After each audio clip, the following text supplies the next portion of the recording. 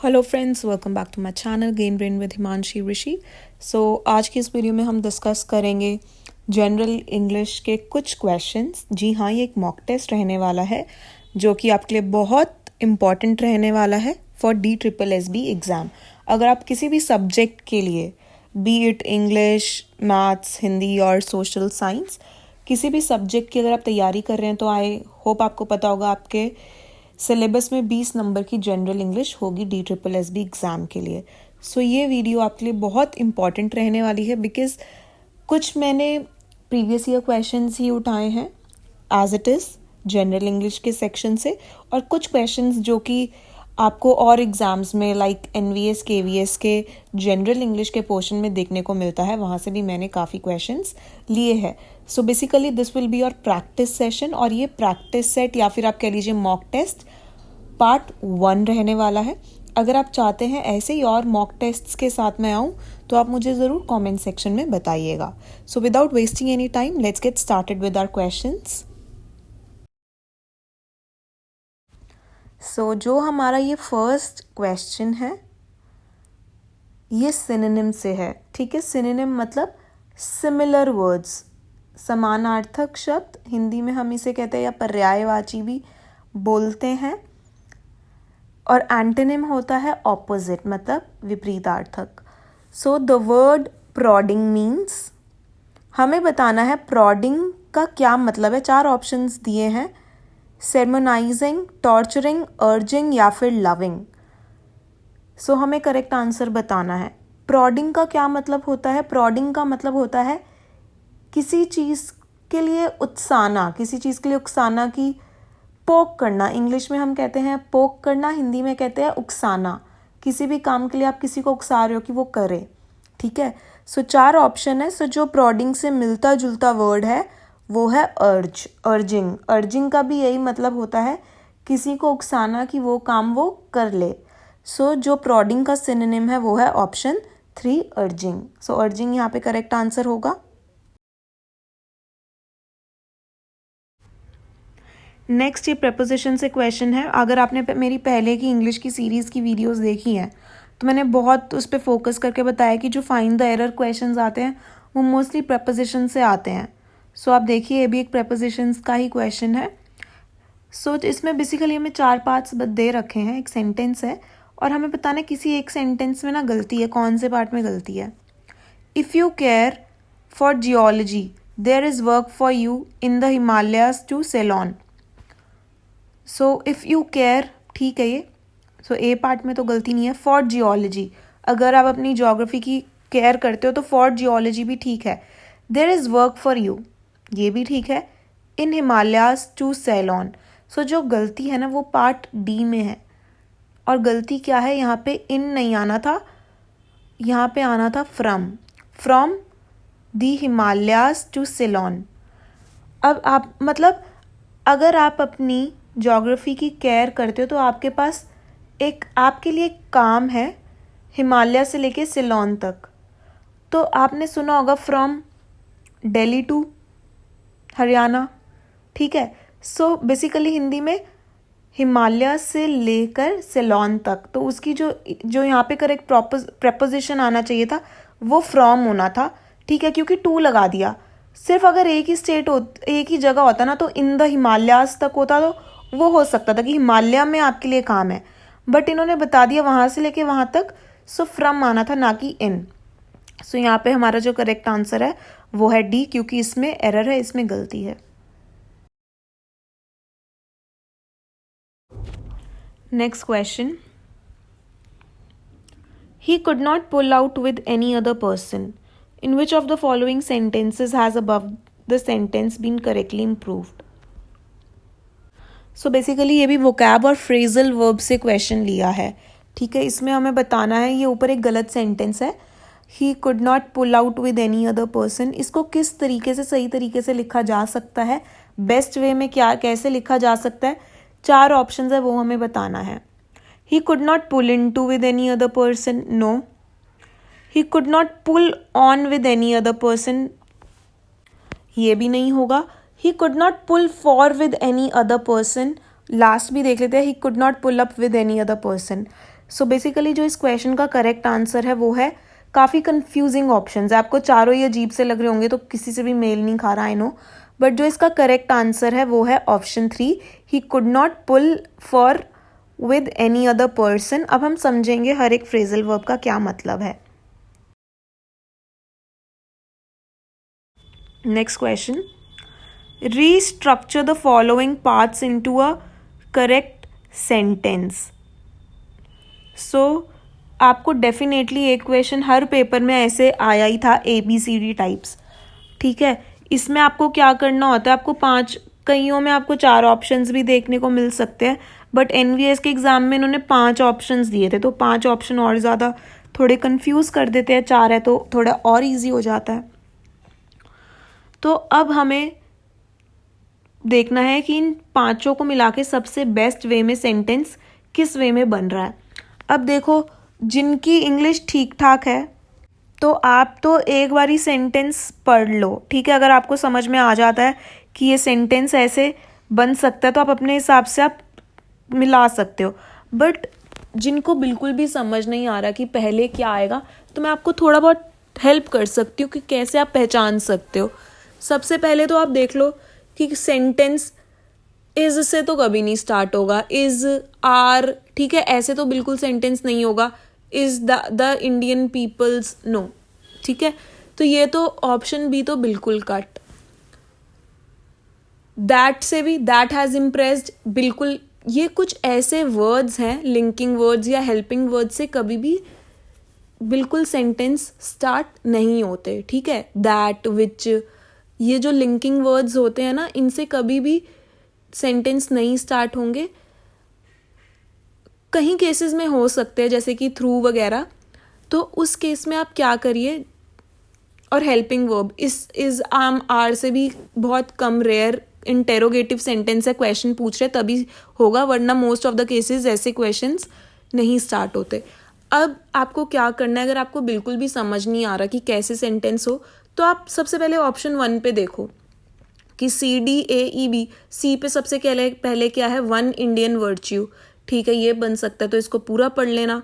फिर बी का आप देखो कि बी में क्या है, CADVE, तो सी से तो बन ही रहा है, मैंने आपको बताया है, वन इंडियन वर्च्यू से स्टार्ट हो सकता है। सो फिर आप उसे ना बिल्कुल एलिमिनेट मतलब काटते रहो। अगर आप पहले आप 1 पे पढ़ो, अगर 1 के सारे ठीक बैठ रहे हैं तो ठीक है, फिर भी आप नेक्स्ट वाला भी पढ़ लो। सो जो अगर आपको लग रहा है अरे ये थर्ड ऑप्शन तो बिल्कुल ही, अगर हम इन्हें बना रहे हैं ये तो बिल्कुल भी अजीब सा सेंटेंस बन रहा है, तो उसे काट दो, ठीक है। अब एंड में ना मोस्टली हमेशा 2 ही बचते हैं, 2 एकदम ऐसे आपको सेंटेंस मिलेंगे ऑप्शंस में जो कि बिल्कुल ऊट पटांग सा मतलब बन रहा होगा, बिल्कुल भी स्ट्रक्चर सही नहीं बैठ रहा होगा उसका, तो उसको तो आप पहले ही काट दो। अब जो 2 बचे होंगे ना उनको आप बार बार पढ़ो, ठीक है, 2-3 बार में आपको पता लग जाएगा कि एकदम सही है। सबसे पहले तो आप तभी एलिमिनेट कर दो कि ये सेंटेंस इज, दैट, यहाँ से तो शुरू होगा ही नहीं। सो जिस ऑप्शन में आपको लग रहा है कि ये सेंटेंस इज और दैट से शुरू है उसको तो आप देखो ही मत, ठीक है। सो बेसिकली यहाँ पे मैं आपको सेकेंड जो हमारा ऑप्शन है वो बिल्कुल करेक्ट आंसर है, CADBE, मतलब one Indian virtue, one Indian virtue that has impressed me greatly and deeply is the Indians people freedom from rancour. Rancour मतलब हेट्रेड, ठीक है, ये मैं आपको एक अच्छा वर्ड बता रही हूँ, सिनोनिम्स में आपको काम आएगा, एंटोनिम सिनोनिम में। सो रैनकॉर मतलब होता है हेट्रेड, दुश्मनी। सो आप ऐसे इनको कर सकते हैं, जैसे मैंने आपको बताया। अगर आपको पूरा समझ में नहीं आ रहा सेंटेंस कैसे बनेगा, सीधा ऑप्शंस के साथ जाओ, फर्स्ट ऑप्शन के सारे 5 लगा के देख लो, C है पहले, A है, D है, जो भी है, बैठ रहा है मतलब तो ठीक है, फिर भी आप नेक्स्ट पढ़ो। बिल्कुल ही नहीं बैठ रहा तो बिल्कुल कट कर दो, नेक्स्ट की ओर बढ़ो। ये वाले ना ज़्यादातर एलिमिनेट तरीके से ही होते हैं।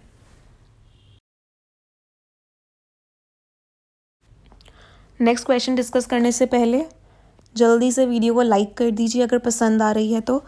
एंड में ज़रूर कमेंट सेक्शन में बताइएगा वीडियो कैसी लगी, क्वेश्चंस कैसे लगे, वर्ड्स जो हम पढ़ेंगे आगे, सिनोनिम्स, एंटोनिम्स, तो बेसिकली अपना फीडबैक दीजिएगा एंड में। Next question, he could not write even a simple report. So basically ये सेंटेंस, अब इसमें करना क्या है हमें देखते हैं. In which of the following options has the voice in the above sentence been correctly change. हमें ये एक एक्टिव वॉइस में सेंटेंस दिया है जो कि है he could not write even a simple report. Active passive मैंने आपको कराया है, ठीक है, इससे पहले की वीडियोस में. सो आपको बताना है कि इसको पैसिव में किस तरीके से सही तरीके से बदला हुआ है. 4 ऑप्शंस है. सो अब आपके ना दिमाग में आ जाना चाहिए कि हम ये सेंटेंस किससे स्टार्ट करेंगे. जिन्होंने मेरी पहले की वीडियोस देखी है एक्टिव पैसिव की, आप इसे कर पा रहे होंगे. हमेशा अब हमारा ऑब्जेक्ट क्या बन जाता है, सब्जेक्ट, है ना.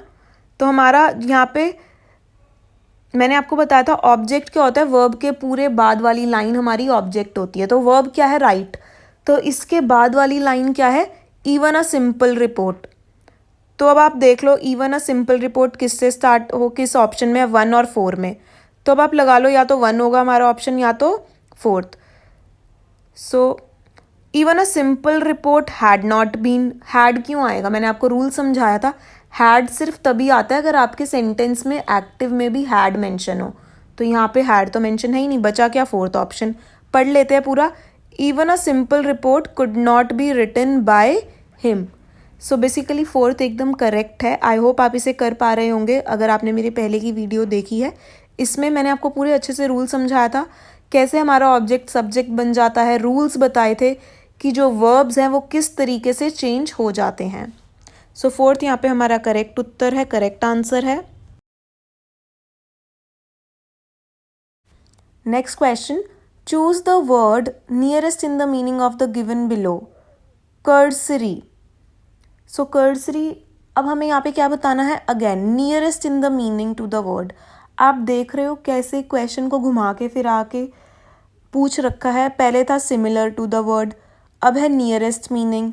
आपको सिनोनिम वर्ड भी दिखने को मिल सकता है.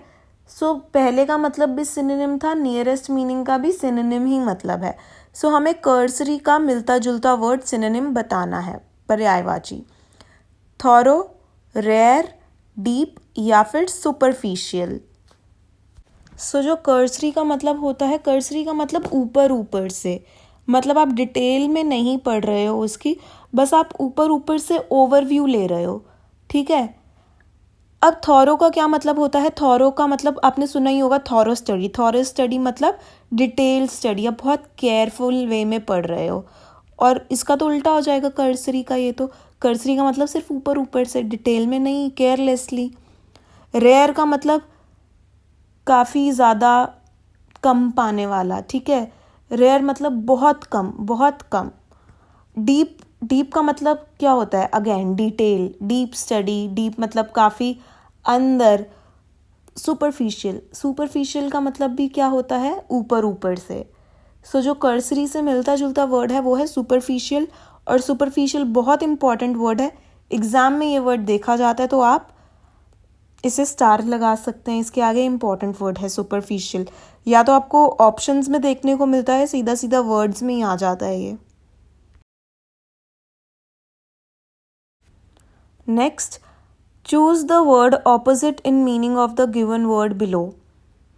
तो आप देखिए कि कितने सारे इन्होंने वोकैब से क्वेश्चंस पूछ रखे हैं, सिनोनिम्स एंटोनिम से, आप देख सकते हैं. और ये सिर्फ मैंने एक ही पेपर का प्रीवियस ईयर लिया है, बहुत से हर सब्जेक्ट के हुए हैं आपको पता है. सो ये मैंने एक ही पेपर का लिया है, तो इसी में देख लिए तीसरा क्वेश्चन है वोकैब से. अब इसमें हमें ऑपोजिट मीनिंग बताना है.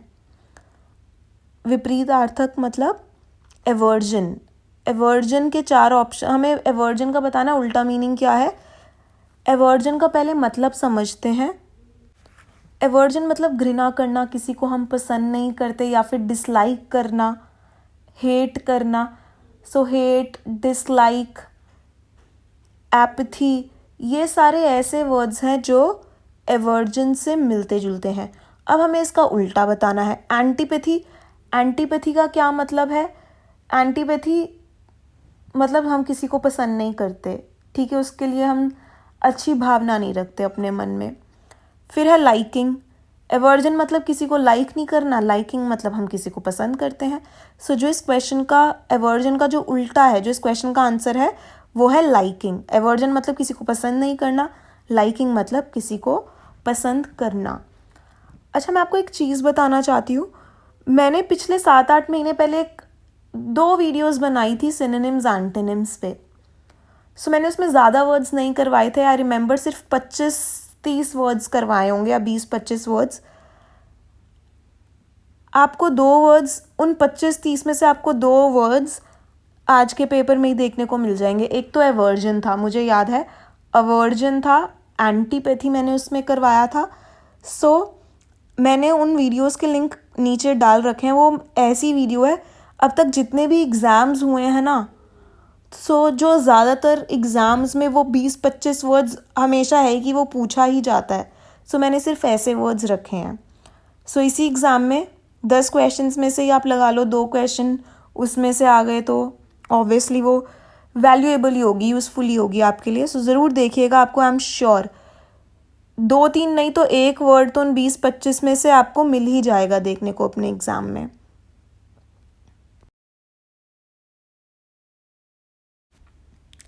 नेक्स्ट, ये हमारा वॉइस से क्वेश्चन दिया गया है, active passive voice.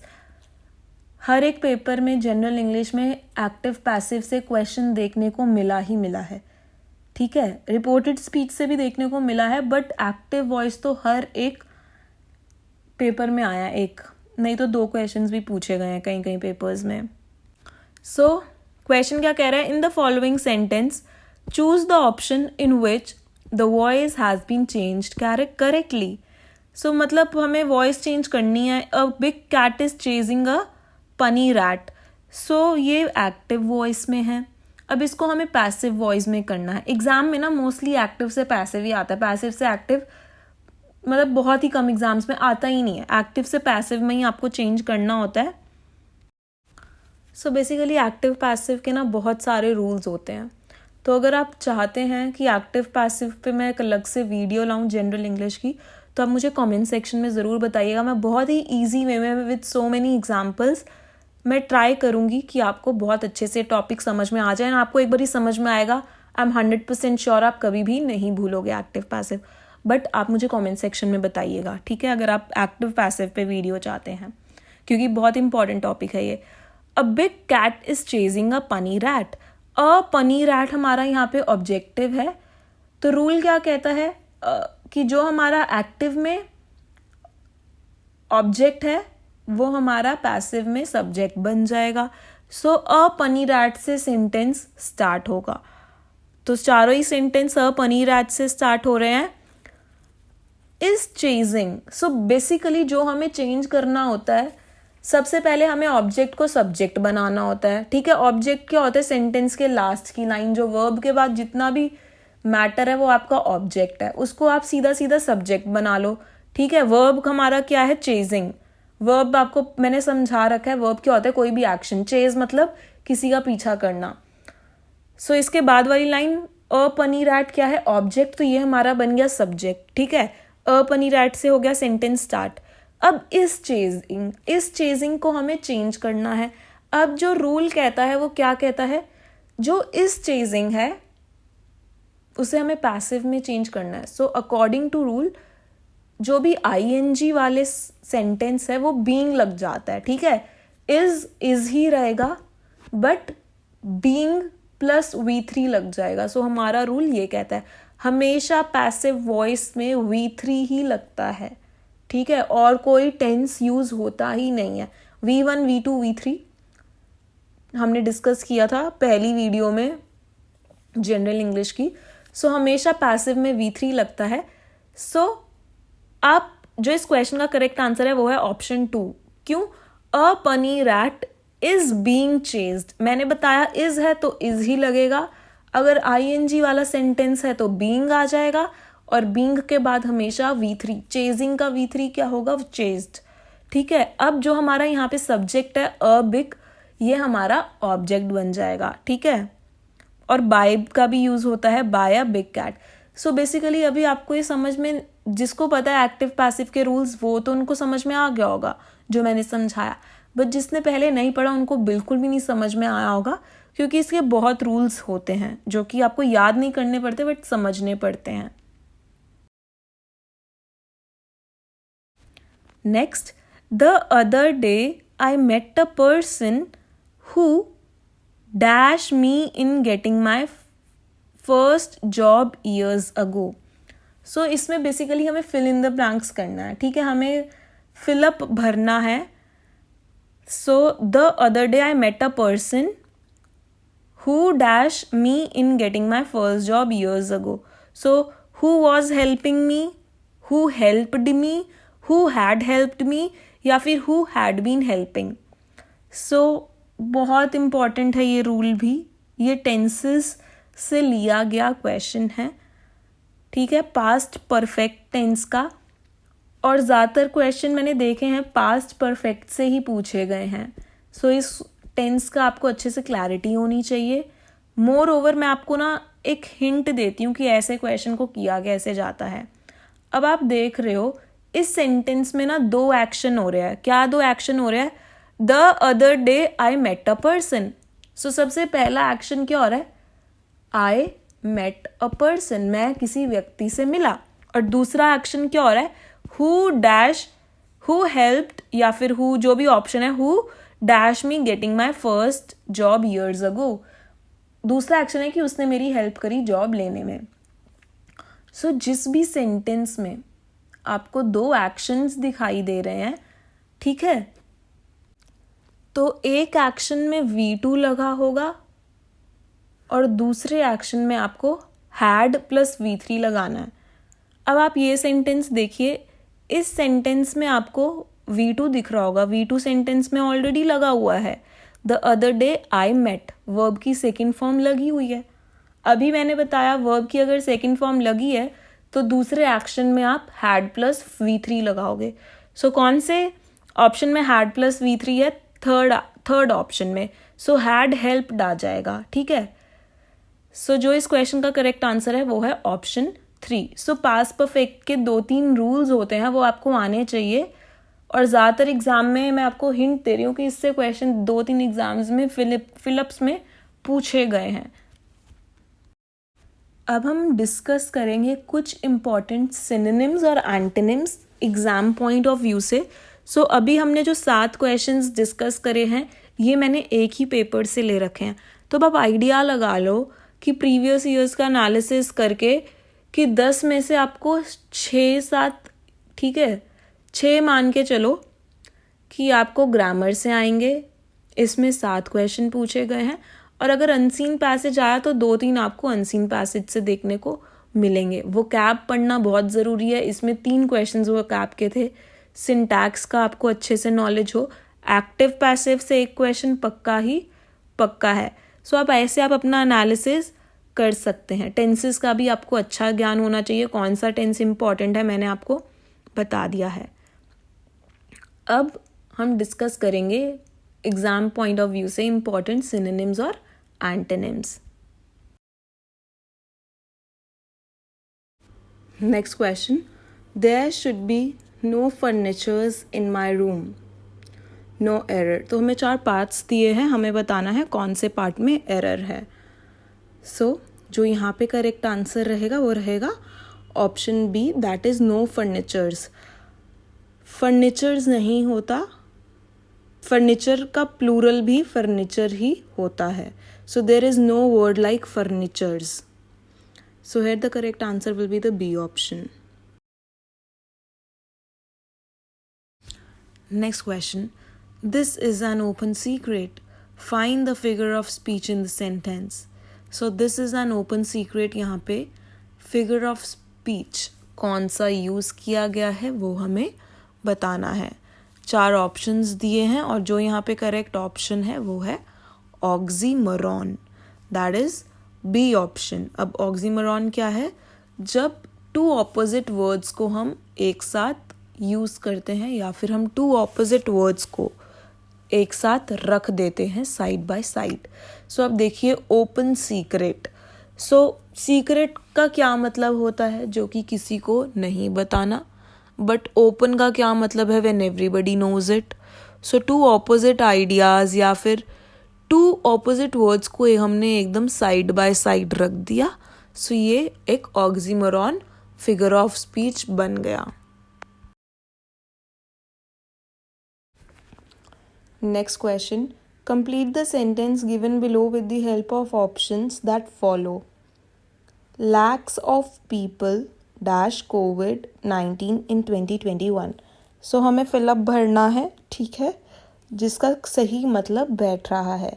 So first option became victims of, lakhs of people became victims of मतलब पीड़ित होना, कोविड-19 से 2021 में पीड़ित हुए।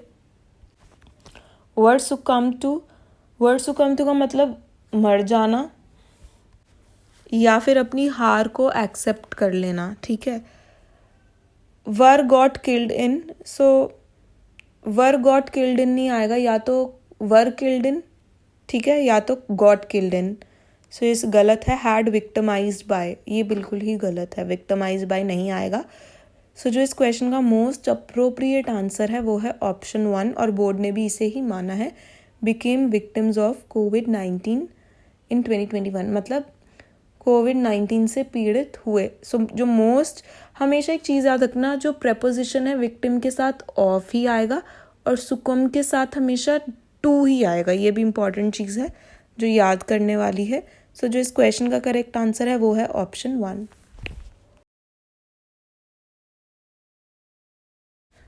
नेक्स्ट, ये क्वेश्चन वो कैब से ही है।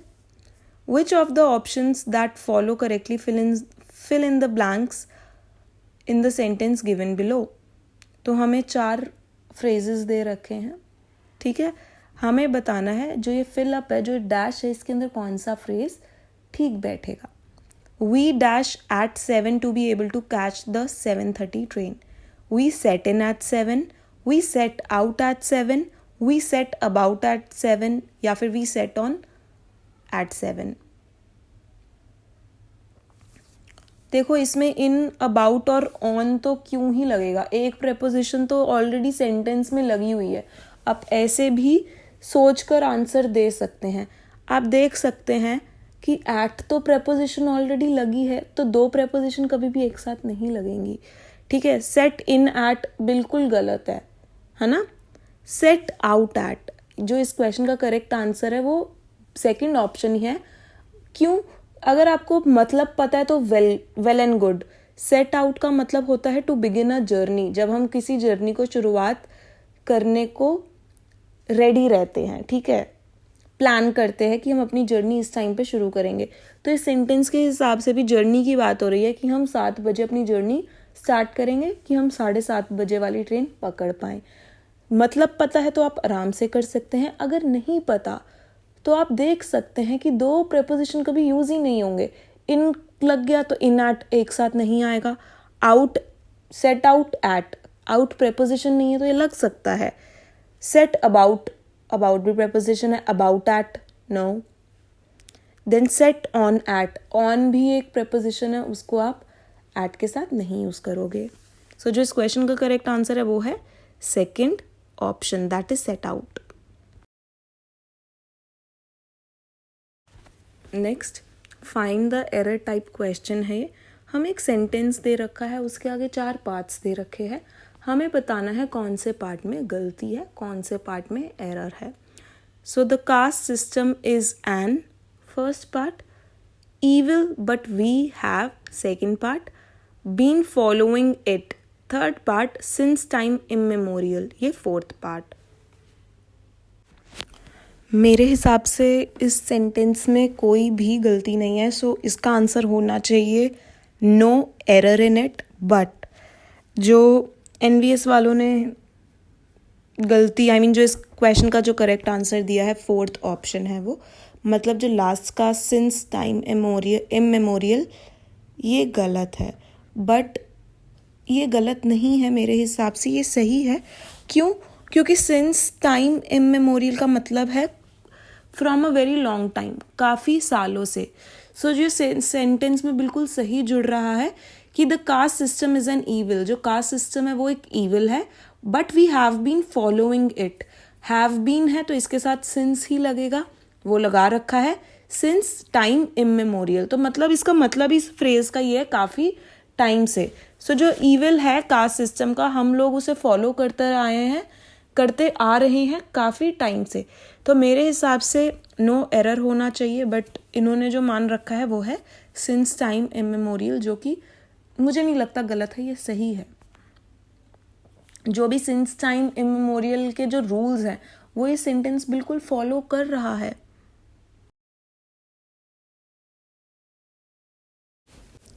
जो ये नेक्स्ट क्वेश्चन है ये भी एक्टिव पैसिव से लिया गया है। So we got the TV repaired. In which of the following options has the voice in the above sentence been changed correctly? So we got the TV repaired। ये जो sentence है हमें बताना है इसको किस वे में करेक्टली पैसिव वॉइस में चेंज किया गया है। हमारे पास यहाँ पे 4 ऑप्शंस हैं, जल्दी से मैंने पढ़ लेते हैं one by one. First option, the TV was got repaired by us. Second, the TV was repaired by us.